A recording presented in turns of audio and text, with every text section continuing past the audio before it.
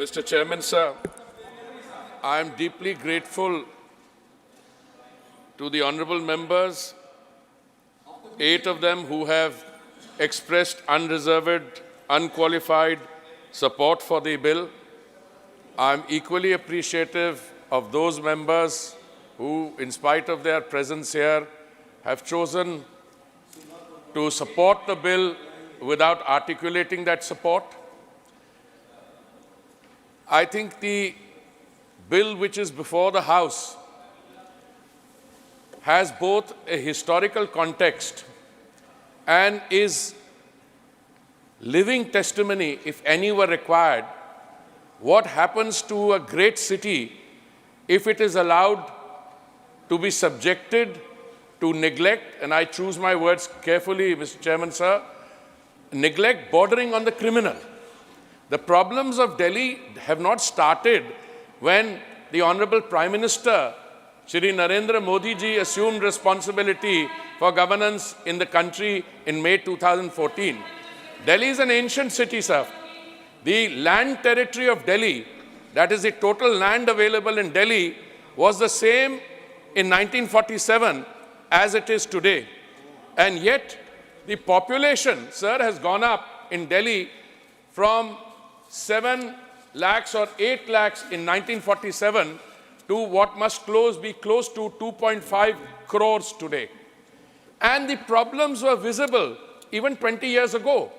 It is the then Congress government which in 2006, facing action from the Honorable Delhi High Court and the Apex Court, the Supreme Court, decided to bring in legislation to provide protection for 1 year, because these problems should have been attended to in 2006 and earlier, because the problem of large demographic shifts, large numbers of people coming from rural, semi-rural, tier 2 and tier 3 cities to Delhi has been evident for so many years.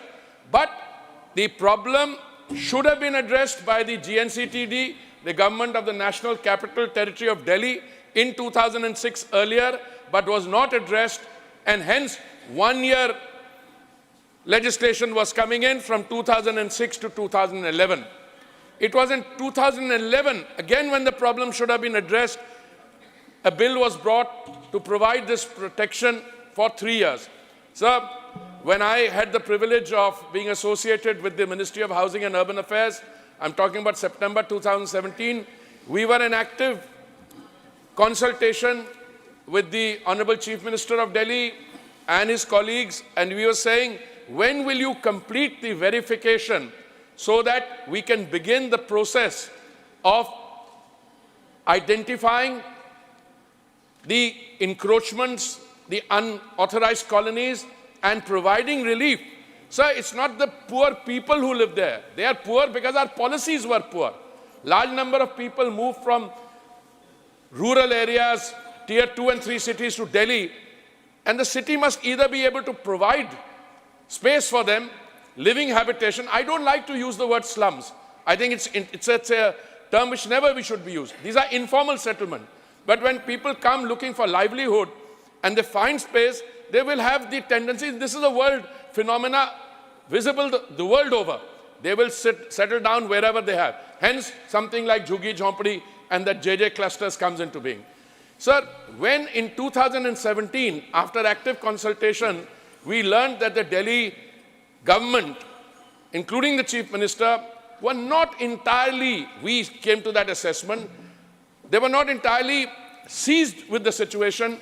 It's in 2019 we learned, and they told us in writing, that they needed another 2 years to complete the verification process. It is at that point of time, Honorable Chairman, sir, that the Honorable Prime Minister decided enough is enough. We will bring legislation into Parliament. And therefore, in 2019, this legislation came. Sir, I remember the day very vividly, because my daughter was getting married, and instead of attending my daughter's marriage, I was in the House presenting the bill in the Lok Sabha.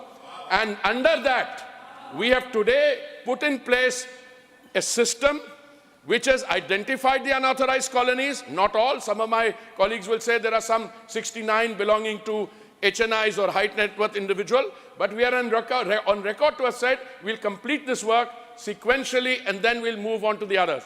Sir, another reason why this extension is required for 3 years, the master plan 2041 is in the final stages. And the master plan will require the agencies concerned, the DDA, the NCT, to be able to manage the changes which are coming in on a variety of subjects which are covered by the master plan, which have had widespread consultation to produce an orderly transition. So it will be our effort that in the next 3 years, as soon as we will be able to complete a substantial portion of that, because the verification has been done, the pace, sir, the legislation came into being in 2019 end, and in the beginning of 2020, we were facing the pandemic.